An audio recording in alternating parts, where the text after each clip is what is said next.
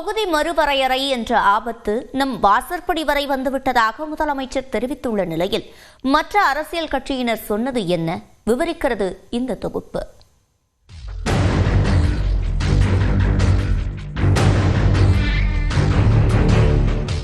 மக்கள் தொகை கணக்கெடுப்பு 2027 ஆண்டுதான் நடைபெறும் என்று மத்திய அரசு அண்மையில் அறிவித்துள்ளது.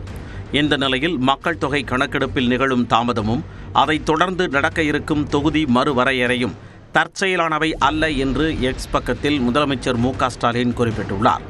தான் தொடக்கம் முதலே எச்சரித்து வரும் ஆபத்து நம் வாசற்படி வரை வந்தேவிட்டதாக குறிப்பிட்டுள்ளார். மக்கள் தொகை கணக்கெடுப்பு மற்றும் தொகுதி மறுவரையறையை மத்திய அரசு செயல்படுத்த உள்ள போக்கு வஞ்சகம் நிறைந்தது என விமர்சித்துள்ள முதலமைச்சர், மக்கள் தொகை கட்டுப்பாட்டு நெறிமுறைகளை பின்பற்றி வளர்ச்சியடைந்த தென் மாநிலங்கள் தண்டிக்கப்பட இருக்கின்றன என குறிப்பிட்டுள்ளார்.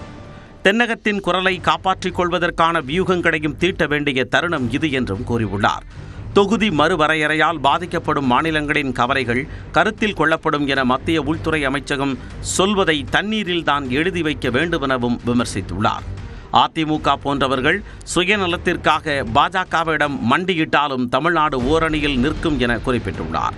இதனிடையே தொகுதி மறுசீரமைப்பால் தமிழ்நாட்டின் பிரதிநிதித்துவம் குறைந்தால் அதற்கு முதலாவதாக எதிர்குரல் கொடுப்பேன் என அதிமுக பொதுச் செயலாளர் எடப்பாடி பழனிசாமி தெரிவித்துள்ளார். தொகுதி மறுசீரமைப்பு எப்போது நடந்தாலும் அதில் தமிழ்நாட்டின் உரிமைகள் பாதிக்கப்படக்கூடாது என்பதை மத்திய உள்துறை அமைச்சரை சந்தித்த போதே தெரிவித்ததாக குறிப்பிட்டுள்ளார். தமிழ்நாட்டு மக்கள் தொகுதி மறுசீரமைப்பு குறித்தோ இந்தி திணிப்பு குறித்தோ தெளிவான மனநிலையில் இருக்கிறார்கள் என்று தெரிவித்துள்ள எடப்பாடி பழனிசாமி, முதலமைச்சர் தனது மடைமாற்ற அரசியலை நிறுத்த வேண்டும் என எக்ஸ் பக்கத்தில் பதிவிட்டுள்ளார். இந்த நிலையில் தொகுதி மறுசீரமைப்பு விவகாரத்தில் எடப்பாடி பழனிசாமி பாஜகவின் அடிமையாக பேசுவதாக அமைச்சர் ரகுபதி விமர்சித்துள்ளார். இது குறித்த அவரது அறிக்கையில் பாசிச பாஜகவின் சதித்திட்டத்தை நாட்டிலேயே முதல் முறையாக அமல்படுத்தி அதற்கான நடவடிக்கைகளை எடுத்து வருபவர் முதலமைச்சர் மு.க.ஸ்டாலின் என தெரிவித்துள்ளார். தொகுதி மறுசீரமைப்பிற்காக எதிராக ஒரு பேச்சோ எழுத்தோ அதிமுக பதிவு செய்திருக்கிறதா என கேள்வி எழுப்பியுள்ள அமைச்சர் ரகுபதி, இதை கேட்டால் அமித்ஷாவிடம் பேசினேன், ஒன்றிய அரசிடம் குரல் கொடுத்தேன் என பழனிசாமி கலராக ரீல் விடுவதாக விமர்சித்துள்ளார். இதனிடையே தனது எக்ஸ் பக்கத்தில் கருத்து பதிவிட்டுள்ள திமுக நாடாளுமன்ற குழு தலைவர் கனிமொழி, எடப்பாடி பழனிசாமியின் துரோகங்களை தமிழ்நாட்டு மக்கள் மன்னிக்கவே மாட்டார்கள் என்று குறிப்பிட்டுள்ளார்.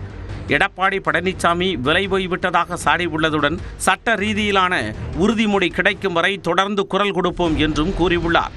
தொகுதி மறுவரையறை பற்றிய அறிவிப்பு வருவதற்கு முன்பே முதல்வர் பூச்சாண்டி கிளப்புவதை விட்டுவிட்டு நிர்வாக சீர்குலைவில் இருந்து தமிழக அரசை காப்பாற்ற ஏதாவது முயற்சி செய்ய வேண்டும் என்று மத்திய இணையமைச்சர் எல் முருகன் கேட்டுக்கொண்டுள்ளார்.